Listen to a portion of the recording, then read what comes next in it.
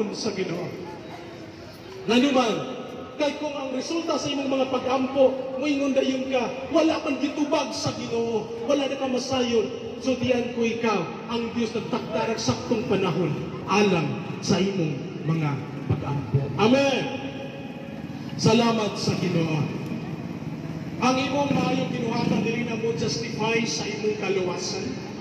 Ang justification nato mga igsoon, mao ang tinuod nga kabaguhan sa diyang bidawat ka ni Kristo nga imong buktong Dios ug manluluwas sa imong kinabuhi. Karon, gusto ba nimong gawaton ng Dios sa imong kinabuhi? Basi nahadlok ka kay mausab ang imong pinuhuan, mausab ang imong relihiyon, sayop na nga panghuna-huna higala. Ang akong gidala diri gibandira mao lamang si Kristo.